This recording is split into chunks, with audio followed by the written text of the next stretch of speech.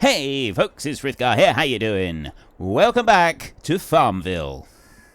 Honestly, it's not very much. I did work for someone, quite some time ago, who, when we had to do that, when you had to drive into the field in order to be able to off-hitch the trailer for the header and then get the combine onto it, like, you drive forward and he would want you to inch in past the... just past the gateway, and if you went like an inch too far, he starts screaming at you that you were destroying the crop and it was coming out of your wages and all the rest of it. And then he would get with the combine and realize he couldn't get in with the combine, and then you'd have to move forward. And so then he'd get especially upset if you reminded him that he'd just been screaming at you for doing exactly that, and you were driving forward so his combine would be able to fit in the field, but he clearly didn't want that, so you're not going to move forward because he hasn't yet apologized for the way he spoke to you. And then he would scream at you some more for that and tell you he'd fire you if you didn't do what you were told. And so then if you said something along the lines of, well, you go right ahead, sunshine, I don't see anyone else here to drive your vehicles for you, he wouldn't fire you, and he would just sulk. Yeah, I wouldn't actually recommend doing things like that, though. I'm not encouraging you to fall out with your boss or anything like this, but I'm... Let's just say that I don't often think ahead. If I get slightly mad about something, I don't think ahead in the slightest. I do what I'm going to do, and I say what I'm going to say, and then we'll deal with the consequences way further down the line. Way further down the line. And it's probably not the healthiest way to go through and deal with things, but I do it anyway. Probably shouldn't. Anyway, that bit aside, we have oats that we now need to harvest. So we're going to pick these up here. We're going to very carefully get that little bit right there. Pick that up. Wait, why did I not? Oh, it's because we haven't got the header selected. Right, now we've got the header selected. Let's go. Take you on round here. Once we've done all the harvesting in these fields, must not forget that we need to go down through and redo the edges of the field so that we don't have the combine getting caught up and the seed drills and everything else on the edges of the field in this bizarre, ridiculous fashion that it just shouldn't be doing. We'll hopefully be able to fix some of these issues. And yes, well, see, I said, my argument is that you shouldn't have to do this because the machinery sort of does that, but a counter-argument that was placed in the comment section on one of the videos was, well, actually, you do. Like, yes, it might not be quite so ridiculous as the game dictates, but you still do go along, like, the edges of your fields and tidy things up and make it right for your machinery. If you've got a field that, say, you've not done any work in for quite some time, it's not unreasonable to think that the edges of the field would be unsuitable for machinery. You've got to go along. You possibly, if you're close to the steep bank like we got there, you'd have bits of soil and stones that have fallen down into the field. You've got to go along and tidy that up. There may have been a little bit of a landslip, something like that, so it's pushed out more earth into the field than you would want, and just generally, and also with like shrubs and scrub bush and stuff like that that's just sort of growing out on the edges, you would go through and you would clear it all back and make it good again. And so what we need to do in order to tidy the edge of the field is, admittedly, is different in the game, how we're going to be doing it, to what you do in real life, but the principle is still the same. We are actually still doing what we would need to do in real life. We need to make sure our field is suitable for our machines, and I got to admit, I did kind of forget about that kind of thing. you know, you get focused on things and then you end up, you can't see the wood for the trees. And so, yeah, I thought that's a really good insight there. I really appreciated that. So we are essentially doing what we need to do in real life, and that is sometimes you've got to tidy up the edges of your field. You've just got to do a little bit of work along the sides. So that's what we'll be doing. We'll just be doing the game mechanics version of it instead of the real life version of it. And, you know, now that I think of it, I've done that very job. I've actually done stuff like that. I've gone along the edges of fields and done a load of tidy up work and stuff like that. And it probably actually more fun in real life than is doing it in the game. Like, there's definitely jobs that I prefer doing in a game than I do to real life. But that kind of job, the only times I've ever done it, it's involved using a swing shovel or usually a mini digger, like a 5-ton machine, something like that. You just use that one. You go along and you're cleaning the ditches and digging out the scrub and so on, and pushing it all back, and just that kind of work. I quite enjoy that kind of work, and yeah, I've done that. I've actually done it. So I'm quite pleased that we had this discussion. I'm quite pleased to have that discussion previously, and it sort of pointed out. So we will be doing a job here on this map that I have done in real life and actually enjoy doing in real life. And I've got more of it lined up, come to think of it. Not quite as drastic as what we'll be doing here, but quite often on a grass farm, if you know, for cattle, if you've got pasture and you've got ditches around the edges of the fields, those ditches get overgrown. They fill in with various different bits of stuff that they start to fill up and back up and so on. And then there's, you know, not a lot that you can do with the field, with the ditch, because it's completely full. We've got there is actually work that I need to do that will involve cleaning out a load of ditches, digging back some of the hedgerow that is basically encroached onto the ditch, over the ditch, and then gone further still. And it's not a good situation. It's not what you want. Now, I need to get down the road so that I can get to the wheat down there. Wondering if we should go. Yes, we can go this way. I was just wondering if there was a car going to be coming the other way, but there isn't, so we're all right. We can go in here. And yeah, the fence line also needs to be renewed, so we're going to have to be doing a bit of fencing as well. It's digging out the ditch and then digging off the bits of hedgerow and scrub and so on that have encroached out into the field further than they should have, and tidying up that fence line all the way down through. Like, there's a lot of work involved, and there's a lot of fields that need this particular type of treatment, so it's going to take a while to get all the way through it, and I'm quite pleased about that because it is a job that I genuinely enjoy. I've just realised that we've only got a third of a tank of fuel right here, and that maybe I should have filled the thing all the way to the brim before we started out. My bad. Oh well.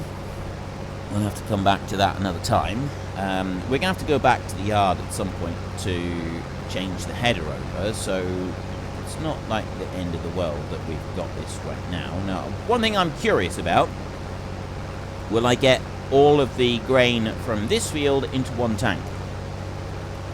There's a distinct possibility that we will. Now, the barley, we had more than one tank off of there. I do like this. I do like this, that the header does actually go at an angle to the like the combine's a self-leveler on there.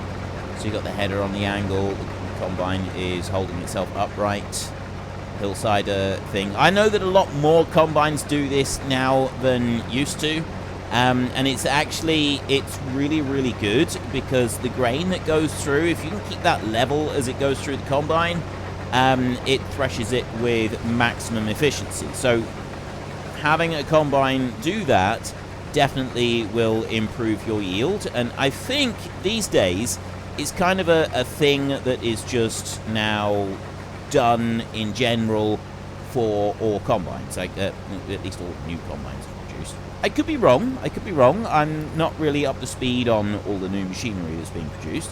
If I am, then please let me know. If I'm not, then also please let me know. It is sometimes nice to get a comment that says, you know, you were right. I'm not entirely against those types of comments. It must be said. Anyway, let's just take you on round here. And can I swing right away? Yeah, we'll be fine. Keep going like that. There we go. So I think that, well, I was going to say all, but let's just leave it at most brand new combines have got a self-leveling function on them. The combine that I used to drive like 20 years ago, something like that, it was a CLAAS Lexion. I think it had a bit of self-leveling inside the combine, not so much with the actual machine itself going across the field. And so if you were going across a bit of steep ground, because it didn't level, you would lose a bit more out over the back if you kept at the same speed as if you were going on level ground. So I do remember that we had to go slower while we were going across the field, across a hill, than if we were driving on relatively level ground. But you had like dials, and you had a computer display system that was basically showing you how much roughly it was going out over the back, and you didn't have to worry about it too much. You just kind of kept an eye on the computer system, and then if the number was creeping up a little bit, well, then you just slowed down. Plus, you also had the file manager who was always keeping a close eye on what was happening, and as soon as we got anywhere near a hill, he'd be out behind the combine checking to make sure that we weren't losing too much. He had a particular way of measuring it, and if he found more than X number of grains in certain size square, he would tell us to ease up a bit because we're losing too much. And then make sure that the computer was also telling us the same as what he was finding on the ground behind us. And the computer was always accurate. I never knew that computer to be giving us wrong information regarding how much was being tipped over the back, which was brilliant. It was absolutely fantastic. I did like that. And yeah, so we were doing it like that. So I'm thinking that, you know, if you've got a combine that can do this self-leveling thing that we just had there, going over that hill again, you wouldn't need to be slowing down. I wouldn't have needed to slow down so much when I was going across the hill, which means that the harvest gets done that much faster and that much more efficiently. And like the summer that we've had here in England this year, it's been a quite wet summer. There's been a lot of rain through the harvest season. For fruit, it's been phenomenal. Fruit and nuts in particular. Like we had blackberries you wouldn't believe coming out this year. There's massive amounts of blackberries. You had perfect conditions for when the blossoms were out. It was really hot, and it was just the right amount of rain, so there was a lot of nectar which got the insects going, and it got them all fertilized, and it was absolutely perfect conditions for the blossom on blackberries and other fruit, and also on the trees as well. Then we've had a lot of very warm weather, but also a lot of rain. So for harvesting likes of wheat and that, here in my part of the country, it hasn't been very good. Most parts of the country, they haven't had the rain that we've had, so the harvesters just tickled along very nicely, and everybody's been very pleased. But my part of the country, they were still combining only. I've seen people out combining only like a week ago, so it's like a really late harvest, which is not so good. However, the fruit is phenomenal. I've got masses of blackberries this year, and I did actually intend to go picking more blackberries, but I just wasn't able to find the time to go and do it. But I did get a lot of blackberries anyway, just from a few that I've got in my garden, and I was really pleased with that. I'm going to have to take this trailer up the road. This goes straight into the mill. We don't take this anywhere else. It's just straight to the mill, so it's a little bit closer.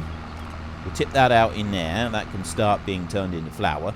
And Yeah, so blackberries, there was loads and loads. Other fruit has done really well also. And then on top of that, hazelnuts in particular. I know hazelnuts because on my parents' small farm that they've got, they have a lot of hazel in the hedgerows around all the fields, and the amount I've never seen as many nuts this year as there is. It's the same with the acorns. The acorns and the hazelnuts, it's just ridiculous, the sheer quantity of them. There is absolutely loads. I've never seen as many as I have this year. And my dad was actually talking to me about it, and he said that it's been a long, long time since he can remember this sheer quantity of hazelnuts being available to go out and pick. And he's got a bit of a soft spot for hazelnuts. He loves hazelnuts. It's his absolute favorite. So he's always picked some every year, and this year he has just got tons and tons of them. It's insane the number that are in the hedges. And I've noticed there's a lot of acorns around as well. So, why am I don't want to be turning that one off. I want to do this. So I don't know if anyone else here in the UK has noticed anything similar, and also the rest of the world, right? How has it been this year? And most of us are in the Northern Hemisphere, so most of us have gone through the harvest stage now, and we are able to talk about what we've experienced. I know that not all of us, some of you down in the Southern Hemisphere are... what are you doing at the moment? Are you planting at the moment? You're approaching... You're not approaching your harvest season yet, are you? I think you're planting at the moment. Anyway, those of us in the Northern Hemisphere, how has it been in your part of the world? Let me know where you are, and, you know, don't give out too many personal details, but country and sort of region-ish of where you're from in your country, and let me know how it's been for you. How has the harvest been this year? Like, was it a really wet harvest? Have the farmers struggled to get their crop off the field because of the sheer quantity of rain coming in? Have you just had a bad year in general? I know some areas have been stricken by really bad droughts and have had really terrible yields. Other places have had bumper crops. Like, it's been a varied year around the globe, and I'm quite interested to hear what different people have experienced this year. It's always quite interesting to find out how people have fared with different situations. Now, it's not really worth me putting the hired help going with this one. So what I'm going to do is I'm just going to finish this up. It's only these two fields, but we're only in July. We've done barley, and now we're doing the wheat. We've done the oats as well, and we're only in July. Like, we've done a third of our harvest already. We do need to start planting next month. It's those fields down there that I don't want to be planting until after we've done the work. So we could do a bit of the work over in that field. That we could manage. We've got sunflowers. I think our soybeans there. The soybeans, we don't harvest those until much later. Let's get down to the end of the row here. This field here has got wheat in it, so this one's going to be barley next. Then the one that's got oats in it, I think that one's sunflowers next. So that's not planted until spring. We've got 3 crops that we need to plant now in the autumn. There's only 3 that we need to plant in the autumn. And that is wheat, barley, and canola. So we've got the wheat, the barley, and the canola. So the wheat field will have the barley in it. So this field here that we're in is going to be barley next. That's going to be September. This one doesn't matter. Doesn't matter in the slightest. The canola, which is over right next to us there, we're not ready to harvest that one yet. But that one we will plant in August. In the barley field. So the big field opposite the farm, that's going to be planted there. Wheat is the one that's going to be following the sorghum. I don't remember where we put the sorghum. It's the only one that I don't remember. Oh yeah, we've got a big sunflower field there. Sorghum's the one down here. And then that's the beans up there. So wheat is going to be planted down here in the sorghum field. It is. Yes, that's right. And we go here. So, yeah, that's the last one there is a sorghum, and then that'll be the wheat that'll be planted there. So that's harvested in September. Sorghum is planted in September, but it's harvested here. So that will be done. However, we've got sunflowers and soybeans as the other ones, and they're not done until October. It's much later in the year. So we're going to have to do this in sections. I was actually initially hoping that we'd be able to do the whole thing all at once. We're not going to be able to do that. This field down here must be done early. The rest of it we can do all in one go. We can work our way up across the entire field and do everything in one go, but this bit down here is going to have to be done separately because we've got to get the wheat planted down there. So all the way down over there, that field we will work early on. I'm thinking that we will probably end up joining the sunflower and soybean field together because we'll end up buying another field somewhere, so we'll have a longer field there. Not entirely sure if we will. Like, we might want to buy some more machinery upgrades. Although I don't think we're going to get to that point. We're slowly paying off our loan. That's doing really well, and I'm pleased with our progress on that bit. But I don't think we're going to reach the point where we're going to want to buy. Well, we want to, but I don't know if we're going to be able to afford to buy more land. I have got plans with the BGA, and I'm thinking, selling off the concrete silos at the BGA means that we can get more BGA capacity, which means then we can deal with more stuff that's being put through the cows, because the cows, we've got 40 animals that are young animals right now. Excuse me.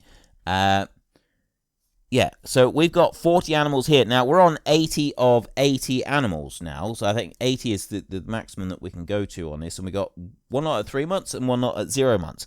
So they're slowly going to increase. And right now, we've got these two older lots of animals. But these here are slowly going to, and we're going to start getting milk. But the main thing is that they're slowly going to start increasing the amount of slurry and manure that they're putting out. So we're going to double that. We've had just 40 animals producing milk and producing slurry and manure. But that's going to double. So with that doubling, it means that we kind of got to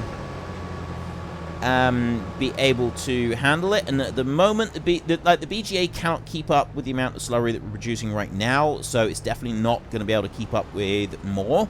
Which means that I'm going to want to invest more money into the BGA. And I think that we will focus on that before we worry about buying more fields. Because in 1 year, the fields that we have are going to become... not the fields, 1 year, the cows that we have are going to reach the point where they're producing milk, and I think that's also around the time that they're producing the maximum yield for slurry and manure, which means that it's not quite going to be double what it is at the moment because we have had this increase, but it's going to be close to double what we've got at the moment because they're only very young calves. Now what I'm going to do next is I'm going to put the header on here. Now I'm going to move this trailer over to the side of the field. I'll fold that one up. Let's, there, go like that. And then I'll put that one on there. Elegantly done. And then I will hook this one on, and I'll just move it off the side of the grass, but I'm leaving it here because we're going to be using it again very soon. We've got that canola right there. That's going to be harvested. Actually, I think that's one of the next things that we will be harvesting. So we're going to want this trailer here. I'm just going to take it, move it off of the actual grass that I've got here. There, like that. So it's a bit more out of the way. But I want to take this one back to the farm so that I can fill it up with fuel. So if I run this one back a minute, then I'll come and get the tractor and trailer, and we'll take that back. We need to keep that wheat in storage. That's going to be more chicken food. I was just thinking, so we need to have 45,000 litres of food for the chickens, which is just over 2 years' worth. It's 21,600, isn't it? 22,000 litres of food for 1 year. So we might actually have a bit of the wheat that could be taken to the mill to be turned into flour. We might. Entirely sure if we will. We'll find out in a minute. Right, let's bring you over here. If I turn the engine off, will it still fill up? It will. Excellent. Right. If I move away, it will still fill up. Fantastic. Right, so if I've got 17,000 in here, I've got 6,000, well, okay, we'll call that 7,000 there and 25,000 there. So 25 plus the 7 makes 32. I need another 13,000, and I have 17,000 here, which means that I can put 4,000 litres of wheat into the mill, and I will still have my 45,000 litres of food that I want to feed the chickens for 2 years. And I'm also not taking into account the food that is already in the chicken pen. So I could, in theory, have that quantity as well and take that into account with what I'm about to put in here. How much have I got in the chicken pen?